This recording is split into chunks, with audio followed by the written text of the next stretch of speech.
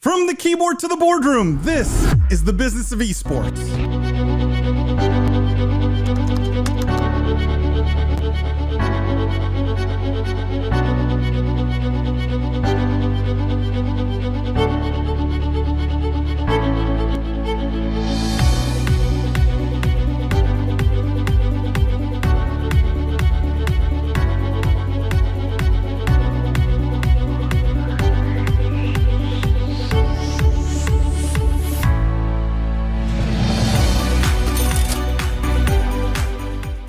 From the keyboard to the boardroom, this is the Business of Esports.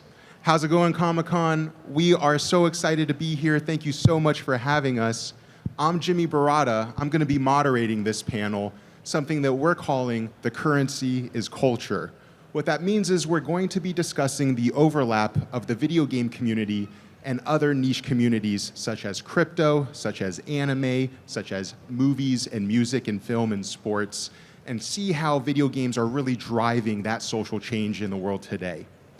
Now, we have an amazing lineup of guests that you're going to hear from today. I'm going to have them introduce themselves in just a second. But first, I want to give a big thank you and shout out to our partners, the Up On Game Network. Now, this panel is actually being recorded and will be available on Fox Sports Radio. Up On Game is distributed every Saturday on Fox Sports Radio. If you like what you hear today, if you want to hear more, just go check it out over there, or you could find it at the Business of Esports Podcast. One more shout out to our partners at LeagueSpot. You may have noticed a League of Legends tournament on this stage. Tomorrow, a champion will be crowned, cash prize, bragging rights, and a whole lot of fun. So come check out some competitive gaming and esports. With that, let's jump right into it. Erin, why don't you take it away? Yeah. Hi, everyone. My name is Erin Ashley Simon. I am the Chief Culture Officer and co-owner of one of the fastest gaming organizations in the world called Xset. In addition to that, I do a lot of consultation work with various different publishers. I worked with EA, I worked with Riot Games, 2K, and more. I'm also a broadcaster in the gaming and also entertainment space, so I hosted for Xbox for their biggest game showcase recently, and across the board, I am one of the top leading broadcasters in the gaming entertainment space. Oh, yeah. That's my friend, Erin.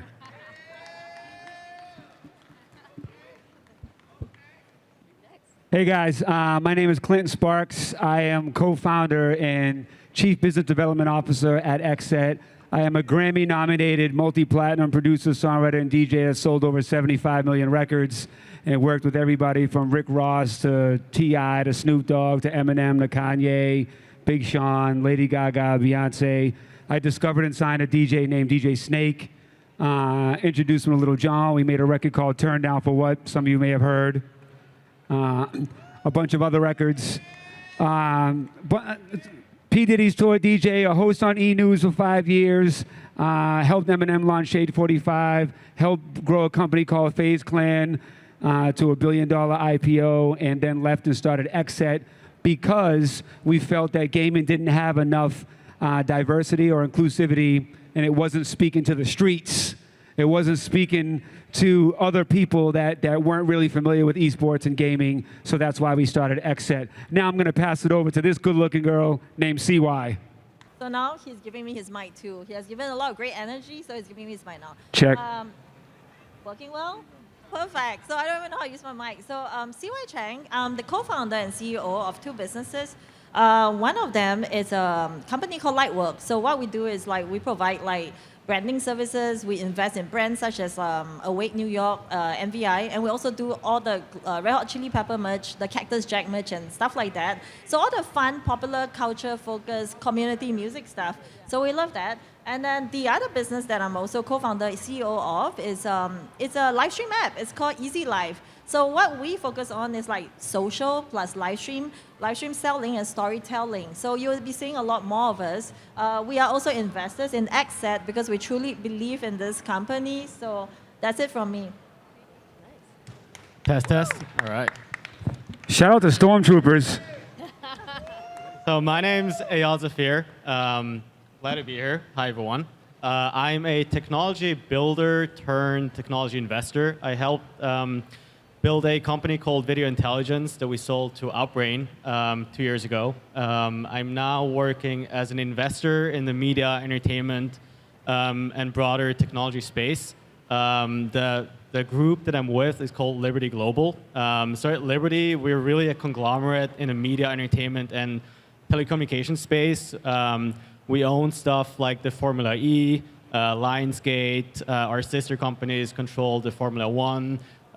We have access to the Warner Brothers and Discovery libraries. And then we also have a larger technology platform where we invest into companies. And so in our fund, I focus a lot on gaming, on media, entertainment, and blockchain technology investments. And he also has a healthy head of hair. For now, I do. Thank you. Hold on. Jimmy, before we start, hold on 1 second. I just want to go out here for a second. All you guys over here, can we all move over here so we can all get together and have a good time and be more intimate and talk to one another? Can you guys want to come over here? Everybody? Let's move over here so we can all get close to one another, have a good time, celebrate unity. Come on, guys, diversity, ComicCon, get familiar. Anybody out there, if you ain't over here, come over here and get familiar. We're about to have a big conversation over here, right? Business of Esports. Thank you, everybody. You guys, I see you want to stay over there by yourself. That's okay. You can be original and do your own thing. We still love you. Anybody, if you guys want to move over, shout out to the Stormtrooper. All right, let's go. Did Clinton mention that he was a tour DJ?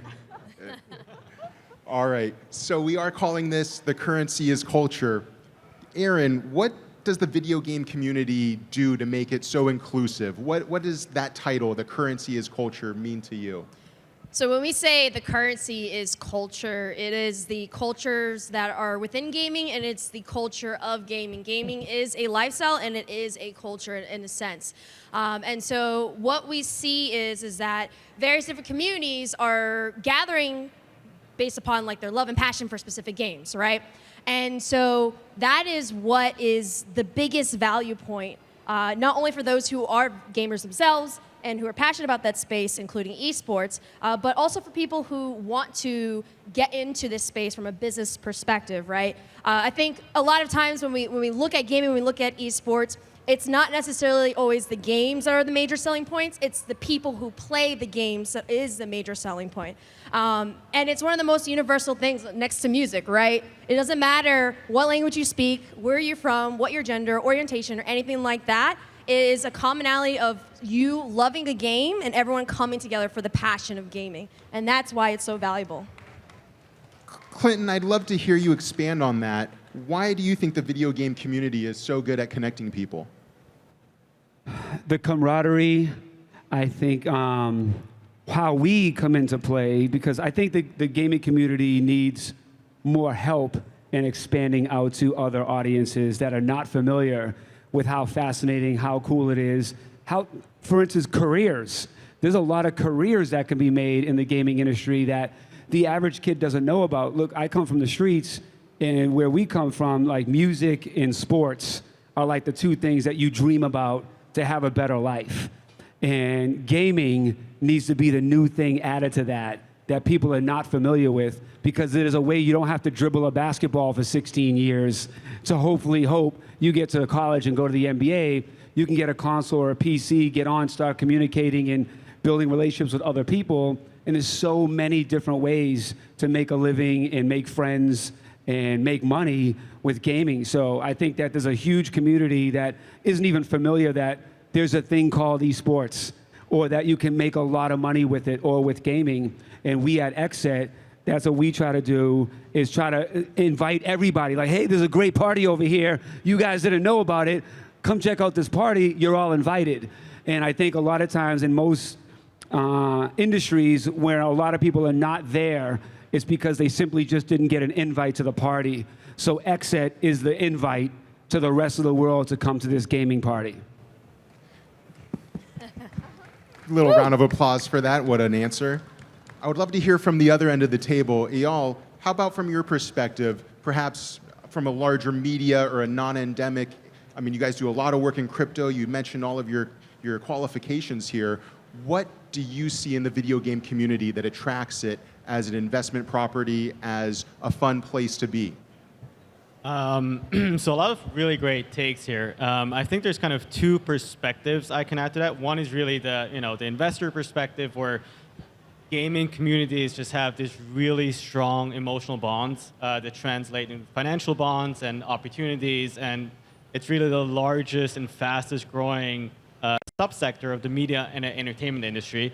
I think from a more kind of abstract point of view of really like how do we as humans connect and communicate and transact, I really like to think of gaming as gaming worlds and virtual worlds as a third place. There's a sociologist, Ray Oldenburg, that's coined this term, a third place, where the first place is where you live, the second place is where you work, and the third place is kind of where you go and have a good time outside of that. And there's very specific things that he defines make for a good third place. And I think really what we see people doing, in their free time as gaming really just a way to spend time with friends, but then also on the more competitive side of things, or professional gamers, I think that games are the most compelling third place that we have digitally outside of our physical world. And I think I'll add to that because, right as he was talking, the whole point about this whole place and this gaming culture is it's all about imagination and creativity. So, as you're talking, I wasn't familiar with the concept of a third place, but the whole basic idea is in your mind, you are actually always building an adventure, whether it's you're reading a book about pick your own adventure, whether you're playing Mario, whether you're playing League of Legends, there's just so many different kind of avenues for you to travel to in your mind. And now with the internet, just a very simple thing, in the last 2 decades, you start seeing people that are of any kind of colors, body, shape, abilities, being able to connect with each other, being able to go into different worlds, being able to experience so many different experiences in any kind of games that you have, that is just such a fascinating entryway, to meeting each other, to even discovering yourself. So I 1 in 3 people game in any kind of form, like whether I play Street Fighter or you play something way more sophisticated that I don't understand. So I think gaming is here to stay. I mean, I've been gaming since I was a kid, and I'm way older. So, hooray for that.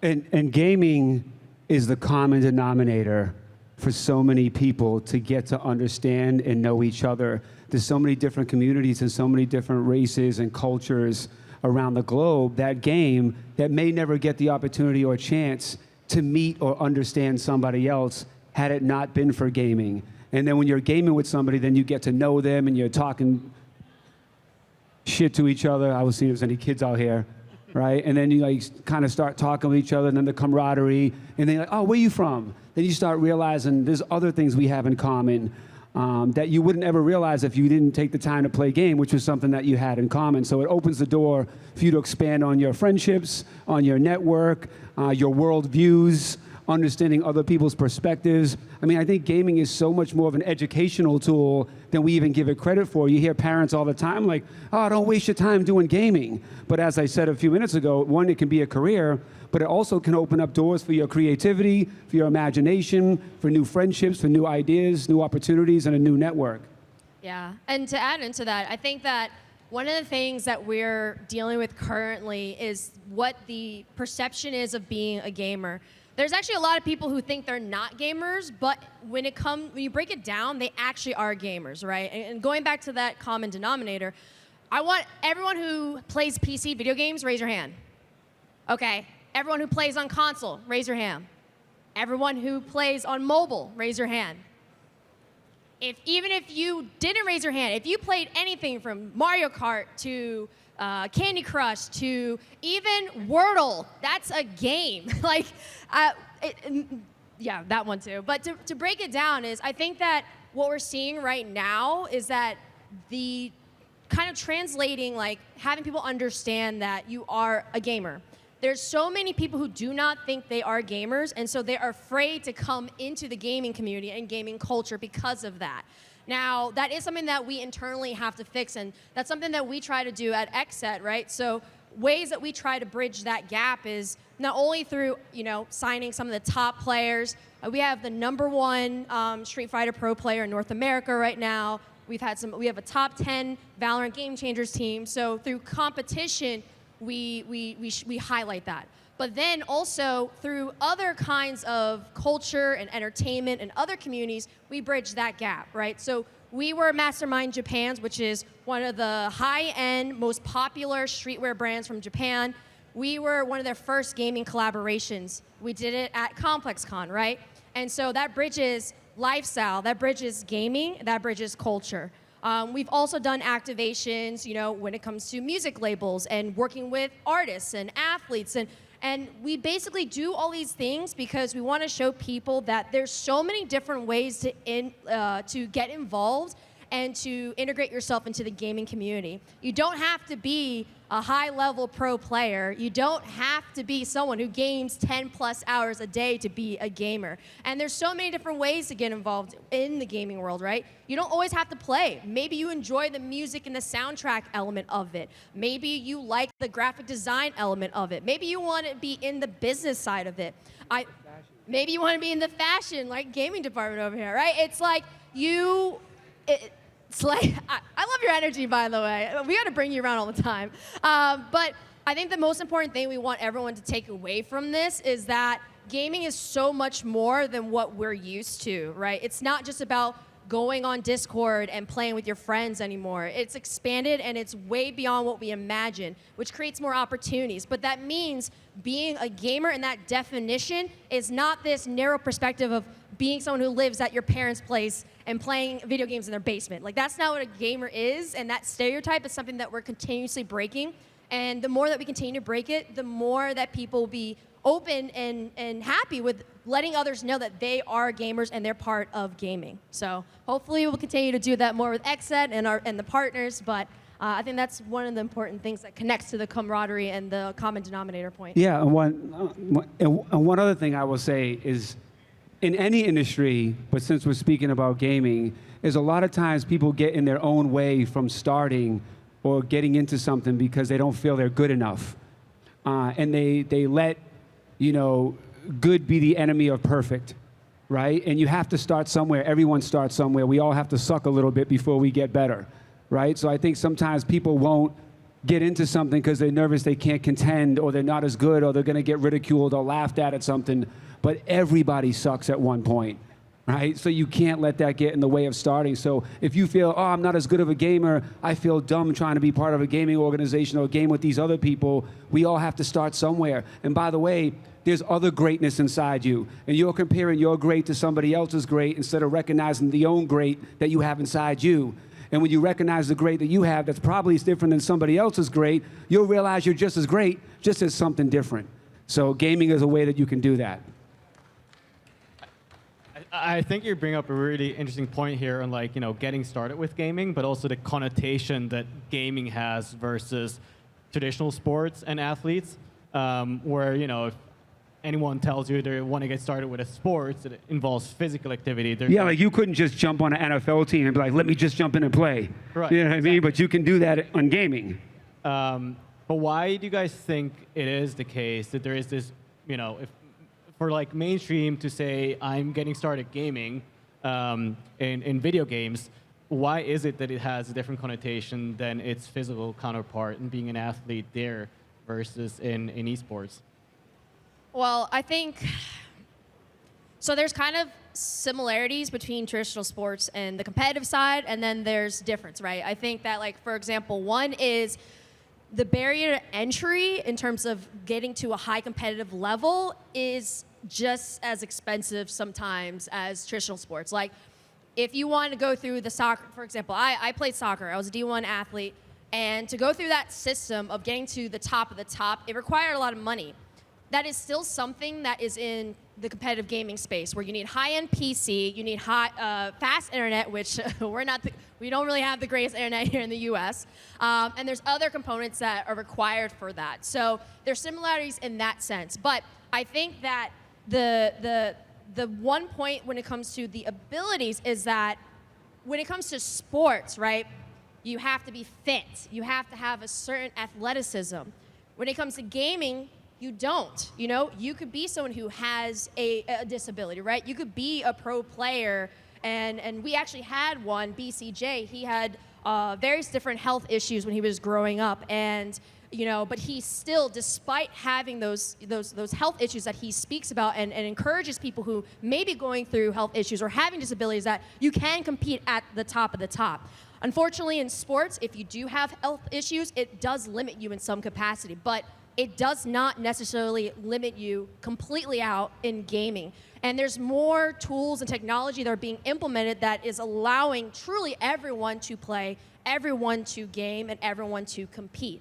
It's also the publishers now are starting to hire people who focus in on technology around disabled gamers or those who may be colorblind or all these different things to help to create more of a level playing field.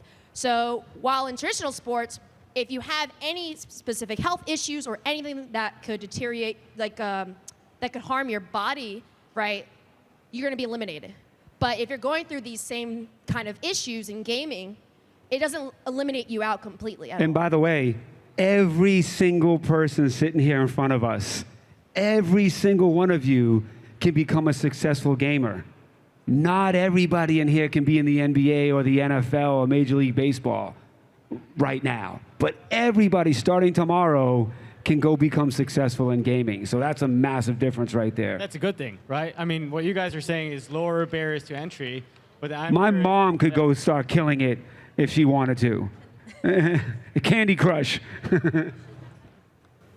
So guys, what you're hearing, to me at least, and you piece it together, we've all probably heard this term, the metaverse. And gaming really is acting as one of those fundamental pillars, an entry point into the future metaverse, right? It's an online, socially inclusive place. You can compete, you can have fun with your friends. You're kind of hearing a lot of arguments here on why gaming is that social nexus, not just for cultures and communities, but for the online future. Now, as I say the word metaverse, I would just love to ask our panel here, what do you think that term means to you? How do you see gaming as that central point? How about Eyal or CY at the end, and we'll work our way down. I mean, I'm very good at throwing out one-word stuff just now. So just now when we were talking about all this culture and stuff, I wanted to say community. Now when we're talking metaverse, I think no limits. Like, when we think about traditional video game, there is a storyline. There are sort of like, okay, you can go from level 1 to level 50. There is a certain journey that's actually built into the game. When you talk about the metaverse, literally no limits. There's so much things that we don't know and we can't see. And there's a lot of new network, blockchain technology and stuff and imagination, right? You put on a VR glasses, you can be there with different perspective all the time. You can create your own story. So I would say it's all about being no limit. And at this point, I can't even see the end of it, so to speak. Yeah, to me, metaverse, which has really become, this buzzword, if you will, I probably have a kind of simple but maybe controversial or not take on it. To me, the metaverse is really just the internet, and it's kind of a natural progression of, especially gamers who are used to being online, are kind of doing online anyway. And there's probably like two key components to the internet as we know it today that are just naturally progressing. That will likely make the metaverse, as we think of it, in a more kind of futuristic or science fictional manner. But it's really, one, it's the visualization layer. So like everything becomes progressively more accessible in AR, VR, permanent physical digital spaces, and so on. And then the second one, as our lives become more and more intertwined with this digital world, is just digital objects that become more and more important. And so, there's people saying, including myself, that those digital objects should be represented by a open and interoperable technology layer. And so another buzzword, blockchain technology. But to me, really, the metaverse is just the internet with the difference that better visualization, how we access those digital worlds, and then the underlying technology on which we access and transact in the digital objects that we find online.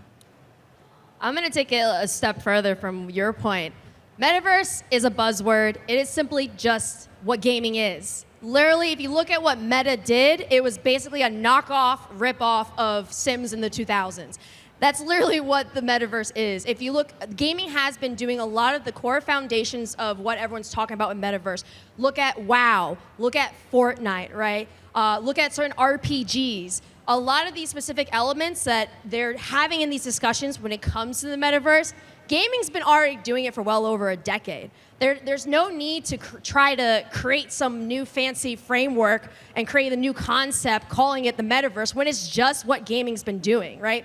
Of course, there's other elements that can be added to it to make it a lot more immersive, but gaming is one of the most, actually it is the most immersive art form, storytelling medium that's out there right now.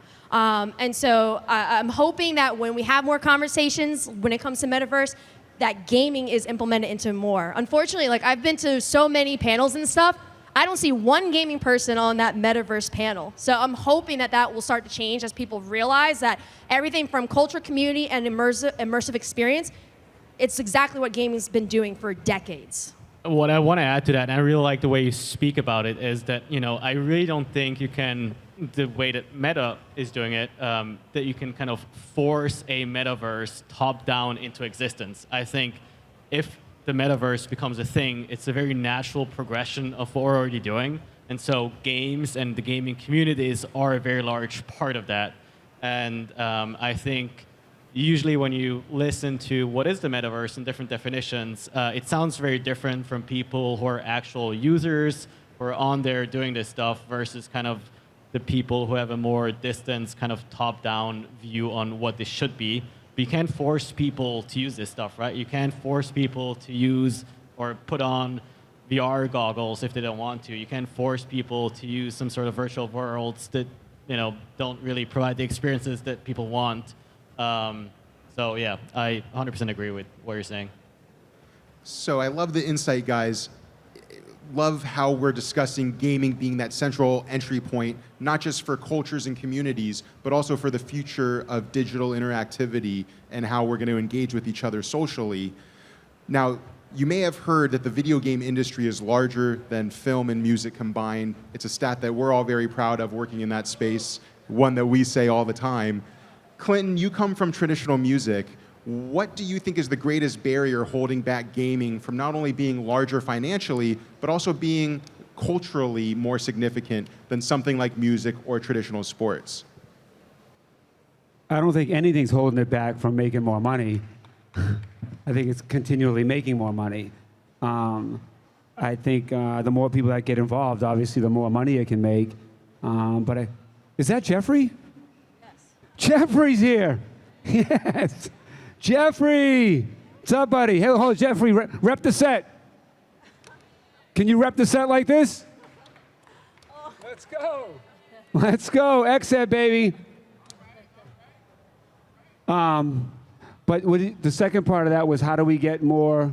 How does gaming overtake culturally music, sports, and other more well-known industries? How does music and culture intersect or combine more with gaming is by rocking with Xset. Get familiar.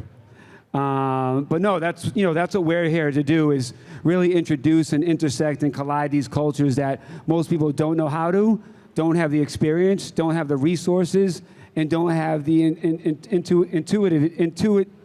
intuitiveness to think about how to bring in these other cultures. Look, a lot of gaming organizations and companies in general, they always, when they want to try to get involved with culture, they're not from there. They don't understand it. They're just like, oh, let's set up a diversity department, or let's try to do these things that aren't natural to us, but let's do it because we feel that's what we're supposed to do to be responsible, or what we're supposed to do because it's the trendy thing to do right now. If the core in the DNA of your company is culture, is diversity, is inclusivity, then you don't have to put an effort in making sure that you're doing the right thing. You just do the right thing when you do things, because it's who you are, right? So that being said, us at Xset, we're going to continue to knock down the doors and introduce new cultures and communities and underserved communities and different people that haven't been invited to this party called gaming. That's what we're going to continue to do. And I know for a fact, and when I'm back here in 3 more years, and you can say, damn, man, I remember when he said that 3 years ago. 3 years from now, when Xset's the biggest brand in the world that's responsible for bringing tens and hundreds of millions of people around the world to be more engaged with gaming than what they are now, it's because we understood the mentality and the psychology of those that haven't been invited, who needs to be invited, and why they need to be invited. And once they are at the party, what we're going to do together that they care about doing when we're all at this party together. Get familiar, rep the set. Yeah. And another thing to add on to it too is how you're going to make more money is equity, right? Like having the actual communities that you are marketing to and you're building with and having them actually invested. So at Xset, if we're interested in getting more into sports. We have athletes invested. We're in music. We have artists invested. We have various different executives from all different backgrounds. Over 50% of our investors are women and people of color. So if we want to market and if we want to build financially and we want to help support, you got to have those same people in your company, like you're saying, but not only when it comes to having them in your company as in working for it, but also having them have a stake in the game and having equity in the game. And I think that that's when we're going to truly make gaming even more profitable, is not just having people in the space making money, but anyone who's interested, giving them a little piece of the pie, because they're going to have the best interest of the gaming industry because they have stake in the game as well. Yeah, and Go for it. I was going to say, one of the things that we're doing at Xset, to Aaron's point, that I can't fully reveal yet, is giving the prestige of ownership to people that would never be in a position to have kind of equity and ownership in something to do with gaming that's looking to their future. So me personally, when we started Xset, I've watched rappers, actors, athletes, influencers come and go because they don't have the knowledge, the resources, and even more important, the team around them that can keep them from doing the wrong thing to the right thing and also helping them elevate and build a scalable business. So we at Xset, the talent that we bring in and that we work with, we look at developing them all the way around, unlike most companies, especially in the music business, since you brought it up, signing them, squeezing all we can get out of them, and then when they're no good to us anymore, throwing them away and finding the next popping guy. We're looking to develop and make people pop and be relevant forever. So it's not about like, until you're not popping anymore, we don't want to rock with you. It's like, yo, it's cool. We're going to work and be by next to you forever and help you build other businesses within gaming. Yeah, I was just going to say what Aaron said about giving people a piece of the pie. I really strongly believe that how to create a valuable brand, franchise, is embracing the open economy, where you create those financial incentives, emotional bonds with the community, with the fans. But the question I was going to have for you is, how do you give people a piece of what you have? Like having a piece within what we're doing at Xset, or just like piece within gaming itself? I think both. It's really just what you mentioned. I really like the way you phrase it, but I was curious how you're thinking about actually doing that and giving to the people. So what we've done at Xset, one of the things that we've done is obviously giving stocks, right? So if we want people to be just as passionate as we are in this space and be passionate with our initiatives, we said, okay, here, not everything has to be just, oh, let's give you a check, let's give you cash. No. Let's give you stock to have you be involved in the process, to be involved also in like the meetings that we have. So anytime we have certain decisions or we make some new initiatives or projects, we also send information to all of the stock owners to let them know. We can get input from them as well. And then we set up partnerships, right? And some of these partnerships are set up for not only just short term, but like, hey, we want to partner with you. We're willing to give you stock, but we want to do more than just that, right? Another thing too is when it comes to gaming, part of it is, and this is kind of a problem, is the publishers right now have have a stranglehold on the IPs, right? And right now, the one way to make revenue when it comes to organizations like us is through the selling of in-game skins. Now, there's conversations about, okay, so how can we create a more equitable opportunity within this kind of selling in-game for orgs that the publishers won't like 100% stronghold it, right? And so part of it is going to be publishers are going to have to relinquish some power, right, to create more of a profitable ecosystem. Because right now, when it comes to esports, unfortunately, there's not that many ways of generating revenue or sponsorships. Because unlike traditional sports, we don't have media rights. It's not really solid right now. And then if you only have one way of making money, but you don't create other additional opportunities to make money, unfortunately, it limits that growth opportunity. So I think that it's going to be the investment within the actual orgs themselves with equity. I think it is setting up more strategic partnerships. Also, distribution is going to be an important element of it as a whole. So it's not just about, at the end of the day, it's not just about like giving money or giving stock. It's also putting people at the table with you and getting the different perspectives. The only way that gaming is going to truly grow is getting all these different unique perspectives of people who are experts in their fields to help build the industry. It can't just be people who are just gamers anymore. It has to be more than that. Also, access, I would say, is a good thing. Access that people wouldn't have. So we bring artists to come work with us. They have a lot of great ideas, but they don't have the ability or the access to go and get merch developed. Well, our partner is Lightwork, right? So we're giving you access to that. Oh, I need some other artists to collaborate on my music with. Well, we have a bunch of artists that we have part of Xset. Oh, so there's a lot of things that we bring into this culture club that we call Xset that we're giving people access that they wouldn't, and even structure. You know what I mean? So it's not always just about here's some money. We're going to show you how to make money. We're going to help you make money. So those are some of the other things to add on to Aaron. CY, how about yourself? What value do you find in partnering in the gaming industry, and what do you look for in making those partnerships? Yeah, like as we're having this whole conversation today, I think the key thing also to realize that it's not music or gaming, right? It's how do we integrate the entire culture of sports? The entire culture that has been going on, since the Roman times where people were throwing a ball around, music, people are singing for such a long time. How do we integrate all these super strong culture into gaming? And you see it everywhere. You have a hit or you have a non-hit. The music, the sound, the energy of it, the storytelling process, the branding, every single thing is actually integrated. Then we start thinking about, well, gaming is only 20 years old at the most, and then esports even younger. And then you start thinking about the metaverse, which is like, I don't know how many years old it is. It's just that at some point we will be very, very big as an ecosystem. And already, as we're talking about gaming, out of three of us, one of them is gaming. Asia, especially China, Korea. And today I was just looking at some statistics, just to do a little bit of homework on this. And I was like, oh, Sweden and Ukraine are huge in gaming too.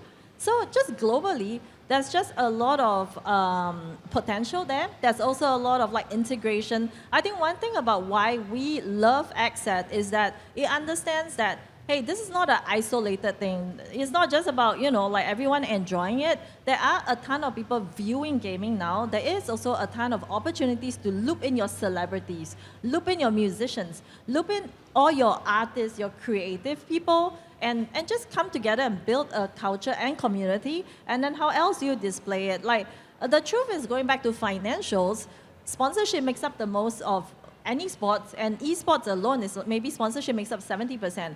How else do people sort of reach out to their community, right? And this is where we start talking about things like, what if you are a global lifestyle brand? What is every one of us is dropping a toy, a merch? You look at ComicCon, the entire place is filled with physical merchandise, ideas, and just art. So how do you translate that virtual, staying at home, in your brain, metaverse fun stuff into physical objects too? I mean, not that we want to flood the world with a lot of product, but people are enjoying all these things, and I feel like these are all the opportunities that are not fully fulfilled yet, and this is exactly what this company is trying to do. And so, I'm doing a little bit of a plug for them, but truly we believe in the potential, right, of just integrating this whole thing into a magical universe, so to speak. So, I mean, that's my long spiel. So then how about some final pieces of advice? What do you want to leave the stage, making sure that you have shared to the audience? To Clinton's point, we talked about a lot. but how about a minute or two of mic time, starting with Eyal, coming back down this way. Any last pieces of advice that you want to make sure that you impart upon the audience before we go today?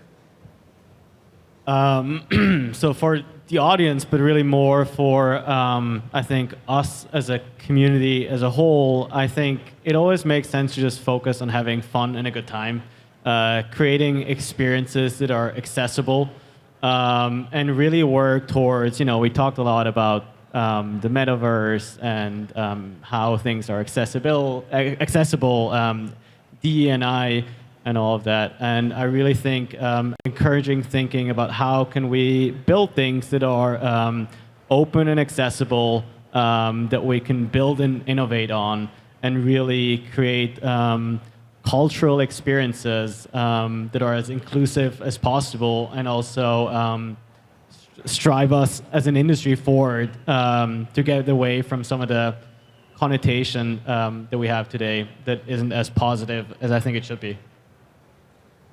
For me, I think just stay inspired, stay connected, and as we were all talking about accessibility, I think hopefully the barriers to entry get even lower, so more people could go into this land of imagination and use gaming as a platform to explore whatever cool stuff that's out there. Yeah, to your point, just whatever you want to do in life, just do it. And don't be nervous, and don't worry about being the best at first, because you won't be the best at first. Just, if you suck, and then suck some more, and then suck some more, and then inevitably you'll be great. So just keep doing what you love to do, and don't worry about what other people think you should be doing. If it makes you happy and it's something that you're excited about doing, it doesn't matter if your parents, your friends, or anybody else says, I don't think so. It's not their life, it's yours. And they may not be around some point later in life. You'll always have you. So you got to make sure that you're doing what's best for you and what makes you happy. So 3 quick points. 1, lead with passion, because just as much ups, there's always a lot of downs, and passion is what pushes you through. 2, always be about culture and community. Those are the 2 most powerful things. And then 3, never be afraid to be different. Even if people don't think it's cool at first, that's all right. You can redefine and define what cool is. And not everyone will understand right away, but that's your job, is to make them understand. Yeah, and there is no definition of cool. There's no one definition of cool. If it's cool to you, then it's cool. It doesn't matter if somebody else thinks it is or it isn't. What matters to you is what matters the most. So if you think something's cool and your friend's like, oh, that's whack, maybe they're not as cool as they think they are, because it only matters what's cool to you, and that's it. Jimmy, you're cool.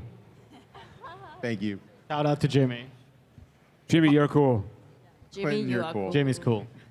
ComicCon, why you're cool. You are cool. Thank you so much for having us. That's our time today. Again, this session has been recorded, so if you want to share it with a friend, if you want to listen to it again, look for us on the Up On Game Network. Look for us on the Business of Esports. We really appreciate you. Thanks, guys. And don't forget to follow at Xset, at XSET.